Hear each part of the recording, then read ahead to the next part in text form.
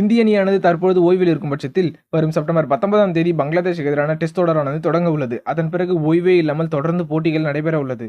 குறிப்பாக அடுத்த மாதம் ஒரு சில சீனியர் வீரர்கள் உள்ளூர் போட்டிகளில் பங்கேற்க இருக்கும் பட்சத்தில் பின்னர் செப்டம்பர் 19ஆம் தேதி முதல் அக்டோபர் 1ஆம் தேதி பங்களாதேஷுக்கு எதிரான 2 டெஸ்ட் போட்டிகள் நடைபெற இருக்கிறது. அதன் பிறகு அக்டோபர் 6 முதல் 12 வரை 3 T20 போட்டிகள் பங்களாதேஷுக்கு எதிராக நடைபெற இருக்கிறது. அதன் பிறகு அக்டோபர் 16 முதல் நவம்பர் 5ஆம் தேதி வரை நியூசிலாந்துக்கு எதிரான 3 டெஸ்ட் போட்டி நடைபெற இருக்கிறது. பின்னர் உலகக்கோப்பை ஃபைனலில் மோதிய சவுத் ஆப்பிரிக்கா அணியை அதே T20 வடிவ போட்டியில் சவுத் ஆப்பிரிக்காவுக்கு சென்று 4 T20 போட்டிகளில் விளையாட இருக்கிறது இந்திய அணி. நவம்பர் 8 முதல் நவம்பர் 15 வரை சவுத் ஆப்பிரிக்கா பயணத்தை முடித்துக் கொண்ட இந்திய அணி நவம்பர் 22 முதல் அடுத்த ஆண்டு ஜனவரி 7 வரை மிக நீண்ட தொடரான ஆஸ்திரேலியாவுக்கு எதிரான பார்டர் கவாஸ்கர் டெஸ்ட் போட்டியானது நடைபெற இருக்கிறது. பிறகு ஜனவரி 22 முதல் பிப்ரவரி 2 வரை 5 T20 கொண்ட போட்டி கொண்ட தொடரில் இங்கிலாந்துக்கு எதிராக விளையாட இருக்கிறது இந்திய அணி.